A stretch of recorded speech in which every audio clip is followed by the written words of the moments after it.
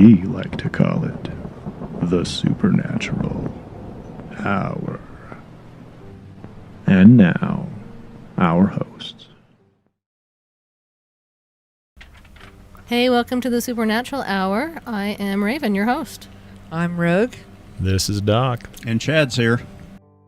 We've also got our Insiders Summer event. That's going to be August 14th for people that are patrons with our Supernatural Insiders group. And there's still spots available there. So if anybody wants to come to our summer event, please go out and sign up on Patreon. We'll get you an invitation to come out to that. That one's going to be a super fun venue. We've been there once before. It's a super secret. Yeah. We haven't done super secret for a long time. Super secret. So with that venue and the paranormal, there's different levels of patrons, and even anywhere from 2 to 6 tickets are available at the different patron levels. So go out and look at the patron levels, and we'd sure love to have some of you come out and join us with patrons and help us support the show and help us with our investigations. So we have had some investigations. Kind of. Well, we got to go out on a team kind of fun investigation just for the fun of it, see what was out there. That one was a lot of fun. I enjoy all the investigations we go on, but the team ones, I really enjoy. Those are a lot of fun. They are. I'm going to say enjoy about 10 more times. It's a little bit more relaxing just to be with the team because we're not really taking care of a family or investigating with it, the public. So basically what you're saying is we can wear whatever we want, look unprofessional, burp, scratch ourselves, stuff like that. And you're not ghost busting, so there you go. Exactly. We're just kind of on the hunt, and that's really truly what we're doing every once in a while is we truly go out and just hunt. And that was one of our hunts, and that was kind of fun. And one of the things that was really fun is we were able to use some of the equipment of one of our new team members, Chuck, and be able to use his SLS. I think you've seen it on some of the TikTok videos that we posted and some of the different things, and we've talked about it a little bit, but that was a really interesting piece of equipment, and we've now got 3 of them on the team. We've bought 2 since then. Chuck must be a technophile. Chuck is a technophile. How many boxes does he have of equipment? I think he has 22. I think 23, only because I'm carrying one of them. And we actually have 4 SLSs on our team. And how many night vision cameras he's got? He has 6. I have 1 and you have 1? Mm-hmm. Yeah. So if you come on an advanced paranormal investigation with us, any team that you are on, any group that you are with, you will have an SLS. We have more equipment than team members, it sounds like. Pretty much. It's okay. It's okay. Because moving into the next investigation actually was kind of a solo hit for me. And because I'm a new owner of the SLS, of course it was my new toy. And I'm also a new owner of the night vision camera. So I set up the SLS with the night vision camcorder behind it.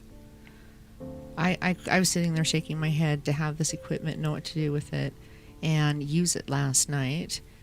And with that, I had out the K2 meters, the Ghost Pro. I'll give you a little bit of more backup history, but I put a bunch of stuff out there on the table to be messed with, and with the SLS, I was able to capture something trying to mess with the other toys. So, that's very cool. That was kind of cool because they weren't actually making the toys do anything. I call them toys, but they're not really toys. They're meters, lights. Or equipment. But with the SLS, I was able to see that they were at least trying. Where with the other equipment we had, they weren't making it happen, so we really wouldn't have known they were there. This sounds like an addiction. You start out with a K2 meter, maybe a spirit box, and then all of a sudden you've got like 6 infrared cameras. Some dowsing rods. Yeah, and all of a sudden, we got a bunch of SLS meters. Do we have a problem? Isn't that pretty true with anything, though? Yeah, you buy in and then you just can't stop.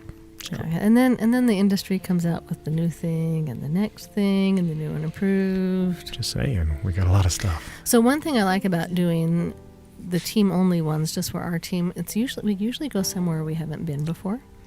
Right. And it was interesting because when we got there, I did a walkthrough.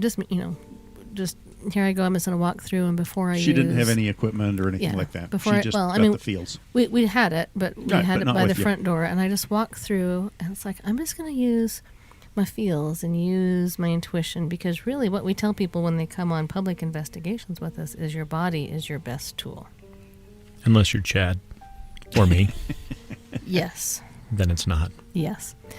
Then a K2 meter is appropriate, or a ghost meter pro. We have Something to, that No. can. Super have to- dense yeah. brick wall over here. Nothing. we have to send Chad out. It's like, will you go into another room so these spirits will talk to us, please? But it was interesting. What I like about that is, you get the feels and you say, okay, I think there's this here, or that here, or this here.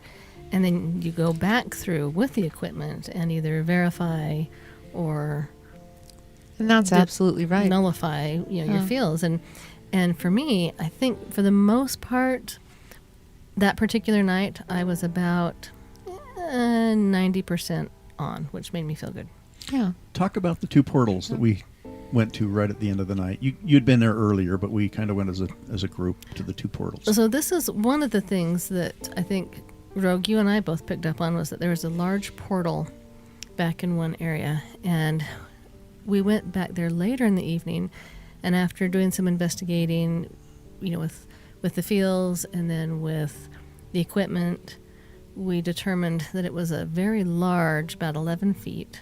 And when I say very large, there might be investigators that listen to this going, hey, we get ones that are larger.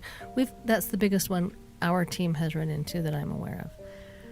And it was a negative portal, but we were told not to close it. It was a conduit, and that spirits that were going through it weren't stopping and saying, oh, hey, this looks like a nice place to hang out. And it was huge, and we held a pendulum over it, and I have never seen a pendulum swing that high and that fast. And which way do pendulums on negative portals swing? They swing counterclockwise.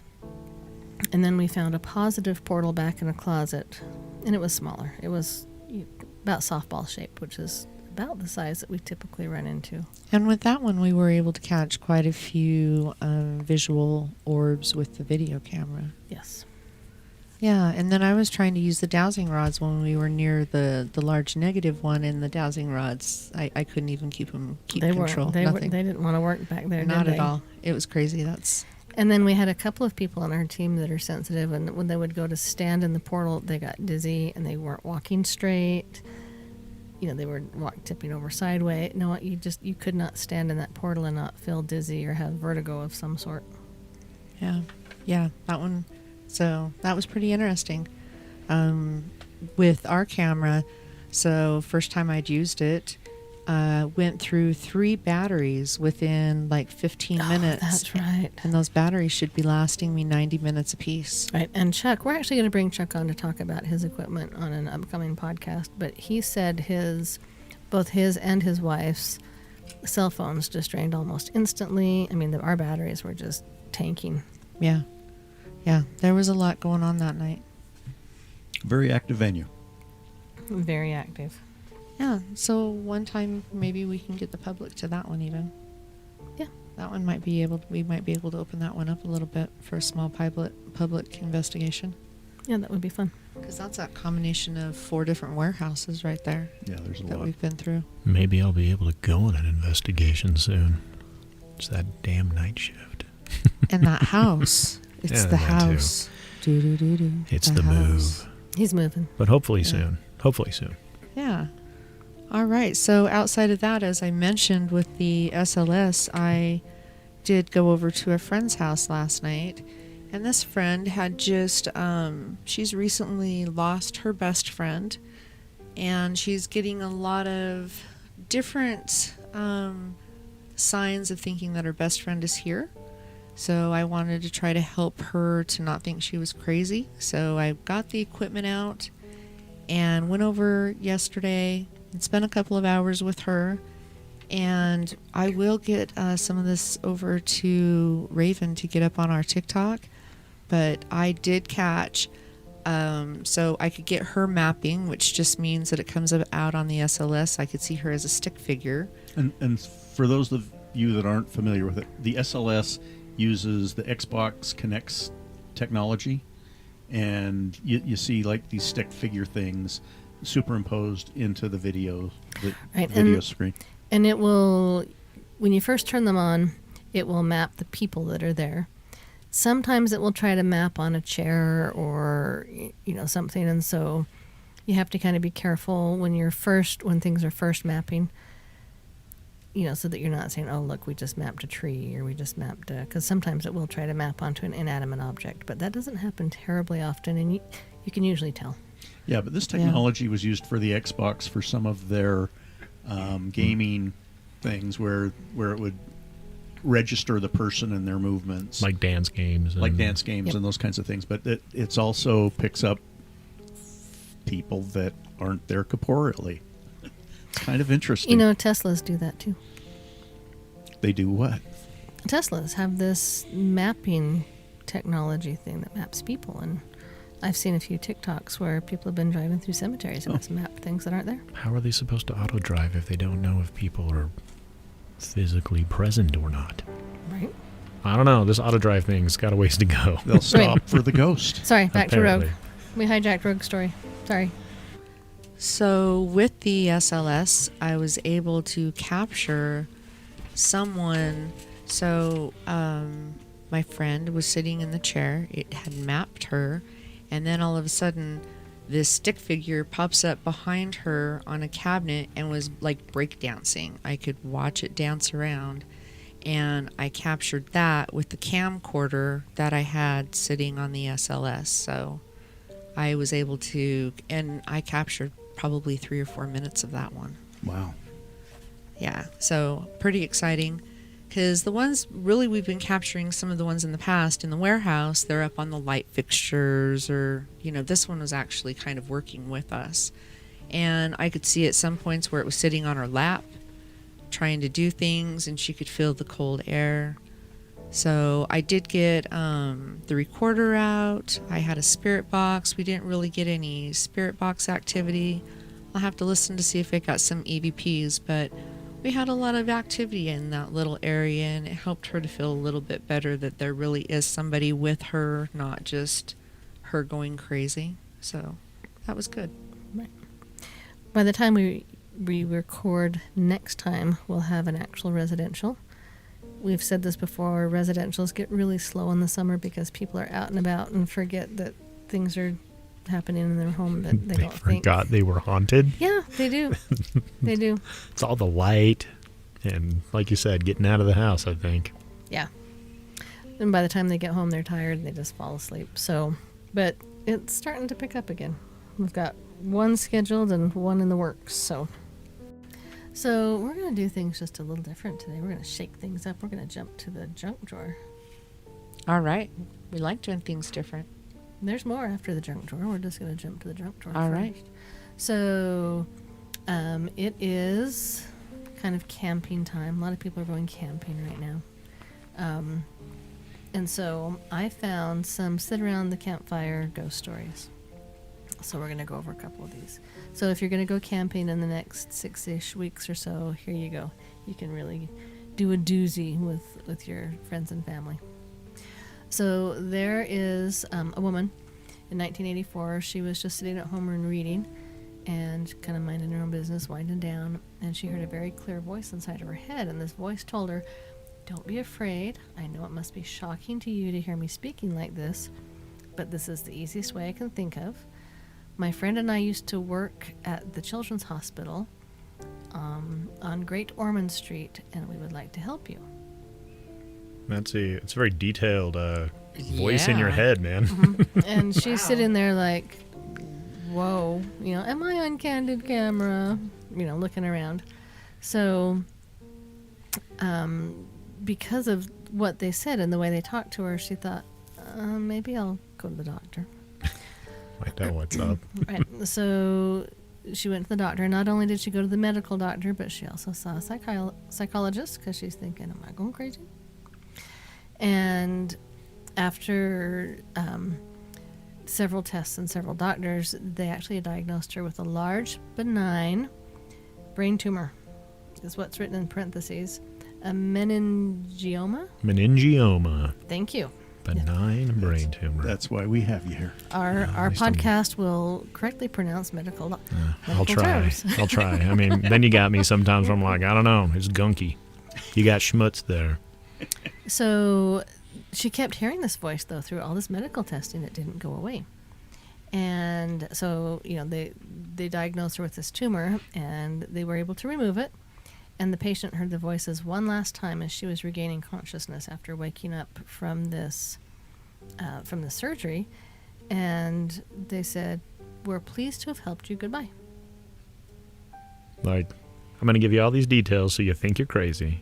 Then you'll go get medical tests. Then you can get your tumor removed. Then we'll say, "See ya. We're Peace out." out. Good times. So she said she didn't have any post-surgical problems, and she never heard the voices again. That's interesting. Right. And so they actually did a study on her. A study of a patient diagnosing her own brain tumor with the help of mysterious voices, and they published it in the British Medical Journal. British Medical Journal. Wouldn't it have been easier if the voice was just like, hey, you got this tumor in your brain. I would think so. Go get it taken care of. I would think so. Instead of like this elaborate introduction about I used to work at the Children's Hospital on Ormond Street. I don't know. That seems like a really like tangential way.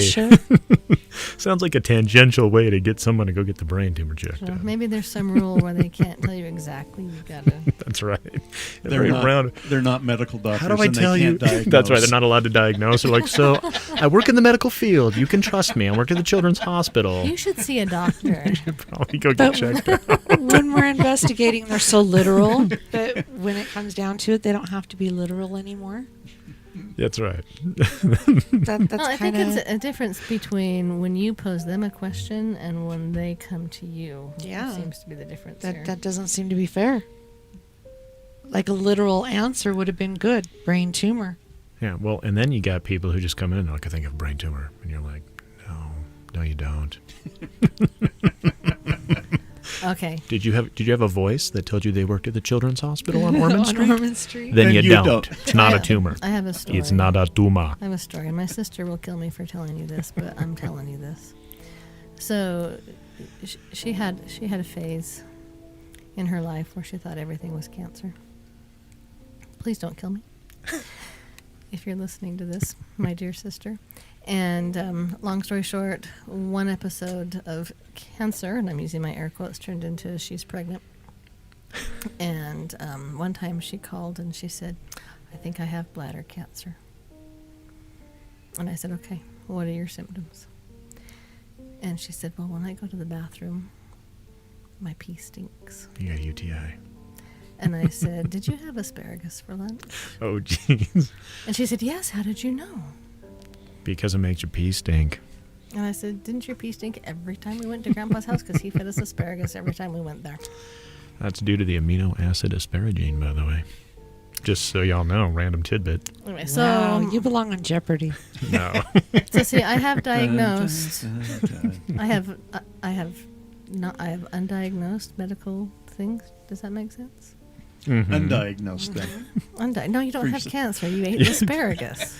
Yeah, exactly. Yeah, I was asparagus pee. I love you, sister. Okay, last one. So there was a person. It doesn't even say if it's a man or woman, but this person's grandfather had passed away just a few weeks before they were born. Never met their grandfather. Never even knew what he looked like. And when he was 5 years old, again, I don't know if it's a man or woman, but we're going to pretend like it's a guy. When I was 5 years old, he started to see this man in his rocking chair. He'd go in the living room, and there's this man in the rocking chair. And this person would call him Rocking Chair Man. Hey, Rocking Chair Man. That sounds like something I would. That's like something I would name people Pretty at the simple. gym.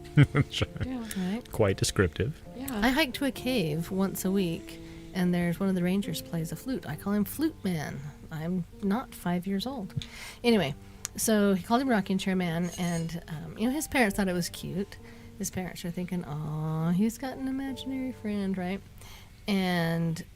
But he said it so much and talked to this rocking chair man so often that it really got on the parents' nerves, because it was like a daily, multiple times a day sort of a deal. And they were just getting super annoyed. And so finally they sat him down and they started questioning this person about it. and questioning their child. What does he look like? And so he told them every detail he could think of. And after they'd questioned him for quite some time, and he'd given them all these details, they pull out this picture, and they show him the picture, and they said, "Is this rocking chair man?" And he says, "Yes." It was his grandfather. And then they didn't feel so bad about him talking to him twice a day. Right. And he says to this day, he's 20. At the time that he told the story, I don't know how old the story is, but at the time that this person was 22, every time he dreams, his grandfather is in the dream somewhere, every dream. And he says, I remember when I dreamed about my high school graduation, this person looked in the stands and saw him with the parents.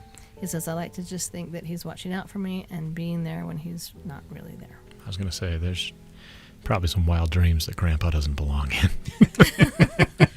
Well, those weren't scary campfire stories. I don't know. It kind of depends. That one was. We don't think they're scary, but That if I one told was it, sentimental. if I told it to my aunt, she'd get scared. Okay. See, we're just tough. We are. Doo-doo-doo-doo. Yes, we are. So there you go. Freak You know out your that friends. dream when you're naked in front of a group of people? No, I have that. You know what dream I have? I don't a want lot? Grandpa there. No. No, the good There's a dreams lot that of things you don't want Grandpa there for.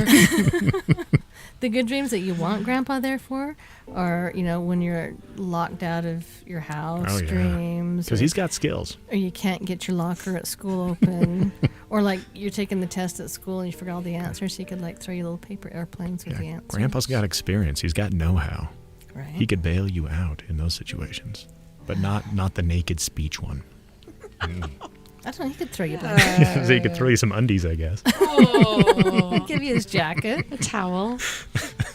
Okay, so That's fine. Rogue, tell us how you got started in this. How did you get to the point where you're not as scared of these creepy stories? Well, I guess my starts a long, long time ago in a land far, far away, because I'm not old.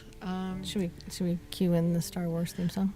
Right. In a galaxy far, far away. Known as Idaho. So I grew up close to an Indian reservation. So in that area, every house is built on an Indian burial ground. And the house I grew up in is no different.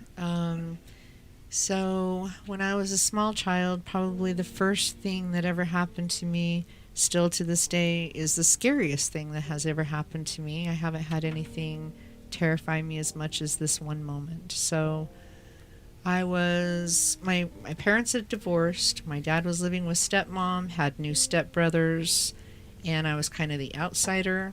It was summer. I played softball. I was coming home from softball practice. I go to my makeshift room that's also AKA Dad's office.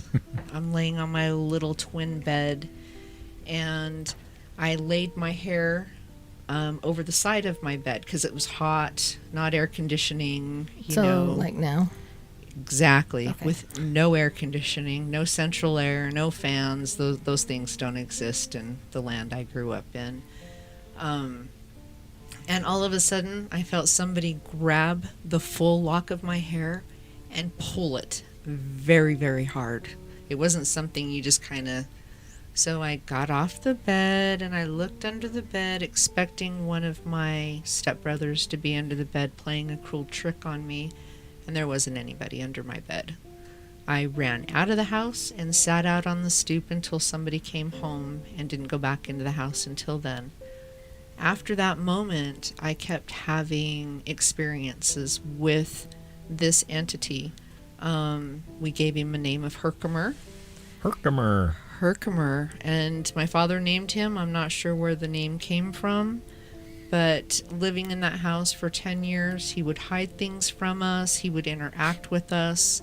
I would see him in different phases of his life. So I seen him as an apparition as a small child, as a teenager, as an older man.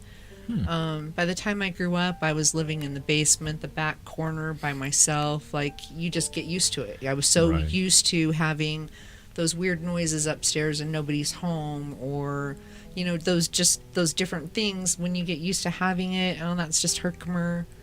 it just became a part of my life. So everybody in the home, did everyone experience this? Oh, yeah. So it wasn't just you, it was No, all of everybody. us. We all knew. My father finished our basement, and one of the things Herkimer liked to do is take my dad's tools. So my father would say, be hammering, and then he would put the hammer down, and all of a sudden the hammer is gone. And we're all looking for the hammer, and we find it 2 weeks later in the garage, and you're like, that's not where that belongs. So different things like that happened. And then as I moved out, he followed me. So the first place I moved into, I was still having things happen. Herkimer was still there. I would see his shadow. And then when I moved to Salt Lake and had my son started interacting with him. And then when my son became about 7 years old, he quit interacting with him, and it was just something that kind of faded away for us. But Herkimer's back. So Herkimer is now back. He's working. He's playing with my Ghost Meter Pro when we're doing events, when I'm doing different things. He's having a lot of fun. It's a little agitating. However, that's how I got my start, is with my friendly ghost. Good hair yank. Herkimer, my good hair yank. Nothing has scared me past that. Like that was pretty terrifying for me. So do you think that it wasn't malicious when it happened? No, I think everything he's done has been playful. But And scared the crap out of you. scared the crap out of me. I mean, when you don't know what's going to happen for the first time, absolutely terrified. Right. Did you think when you moved out, did you think, I'm done? Like, we're not going to have any more interactions with Herkimer? Yeah, because my brothers had moved out, Never had and problems. Herkimer stayed at the house. But I was the last kid to move out of the house, and Herkimer came with me. He would do things. So, lived in a house full of teenagers. We shared a bathroom. My dad had the bathroom shower door with those claw hooks. It kind of goes through the sheetrock and then it spreads at the back of the sheetrock. I can't remember what those are called. Anchor hooks. So that's how he would have the shower door in.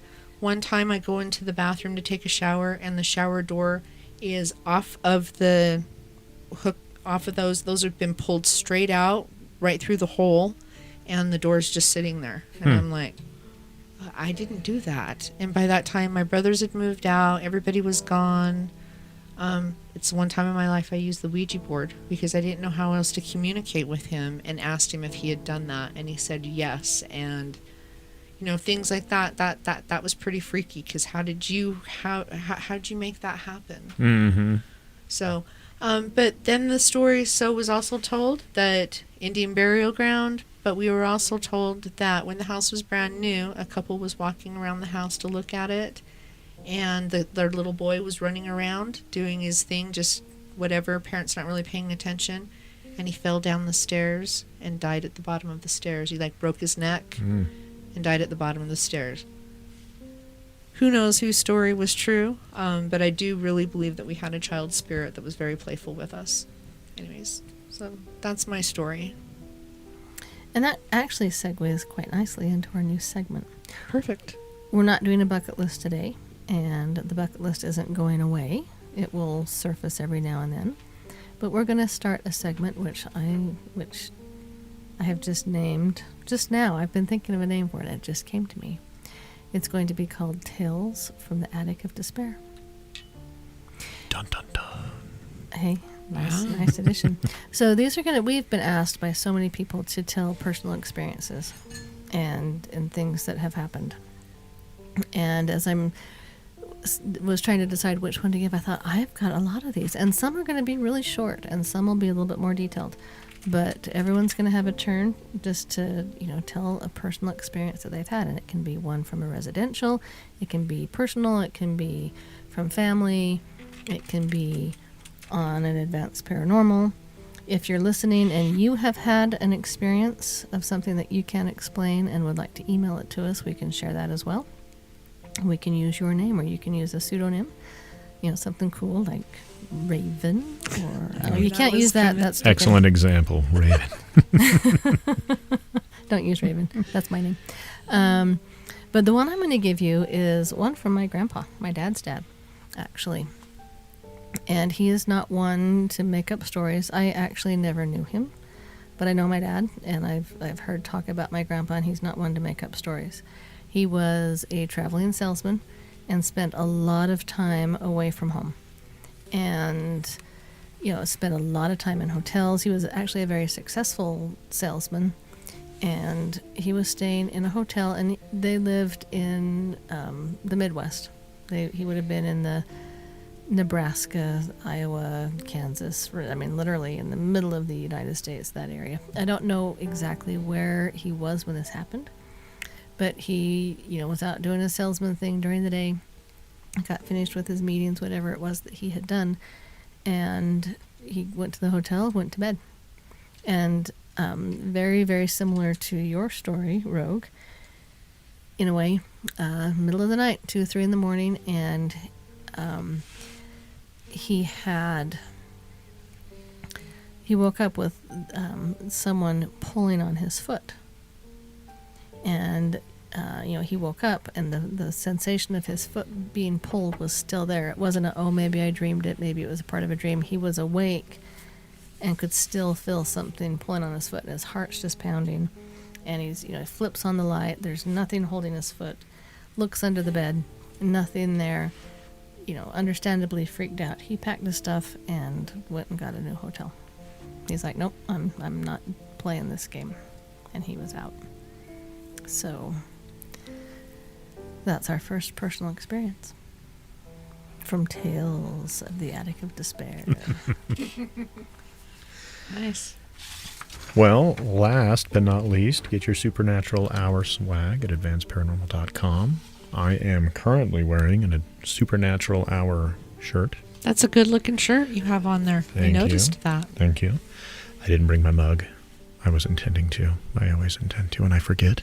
I'm gonna have to take a picture of the mug. You should. It's a nice mug. And put it up on the sites. Yeah, TikTok it. Put it on the TikTok.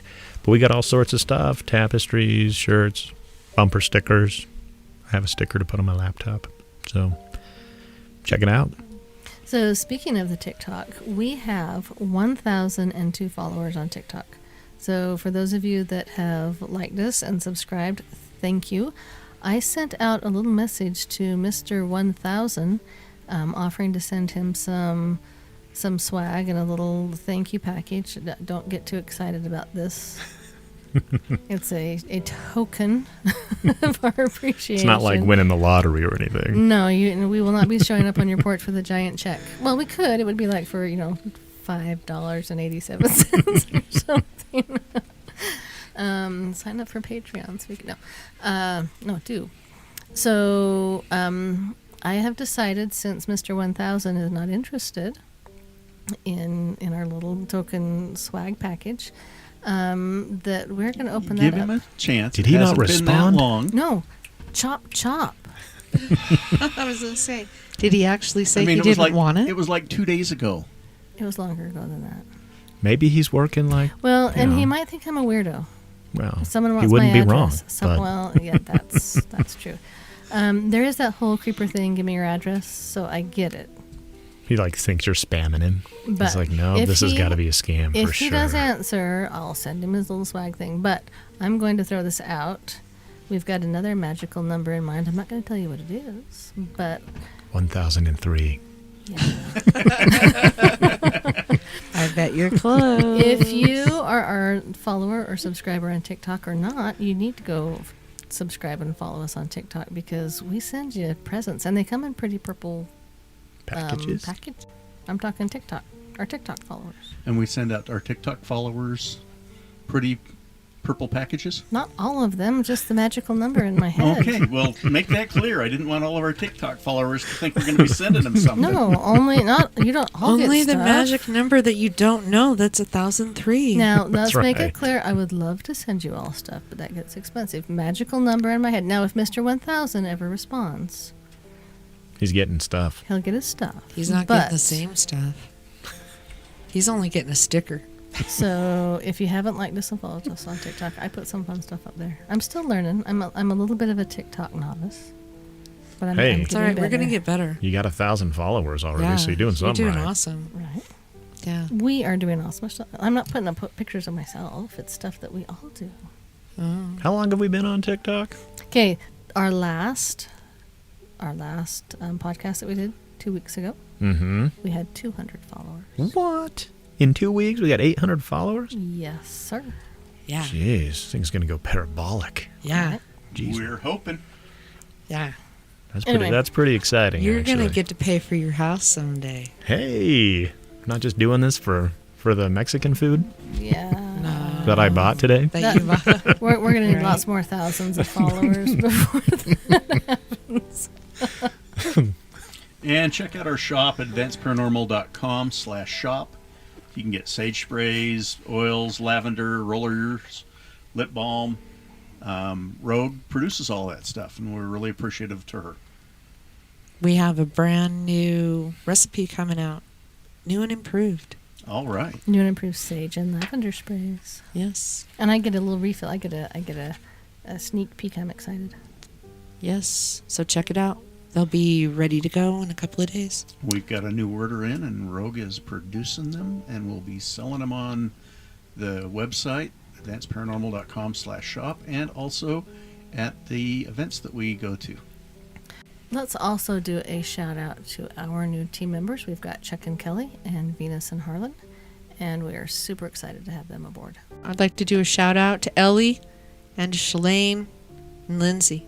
Thanks for listening to me, guys. This one's for my sister-in-law, Gina. Thanks for listening.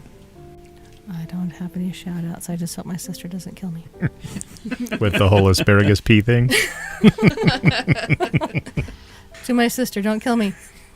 Also, just a little shout out to some of our friends, which are Barbary Coast, Dalton's and Oteos, if you want some good food. All three of those will do you well. Utah Freeze-Dried for Pets, Castle's Nature Studio. He does portraiture. That's my new favorite word. Portraiture. I can't do Can you have tapestry portraiture anymore. with a tapestry? Portraiture. No, and that annoyed myself, so I won't do that again for a while. And then Boar, which is off-road backcountry adventure rally. And I was just kind of flipping through Facebook a little bit this morning, and they're doing another service project. They're service project maniacs. They're amazing. Anyway, stay haunty, my spooky friends. Love you, Nicholas. Have a good one. Hey, good night. You've been listening to the Supernatural Hour at AdvancedParanormal.com. The Supernatural Hour is part of the Radio Ronin network found at RadioRonin.com. Copyright 2021 by Advanced Paranormal Services.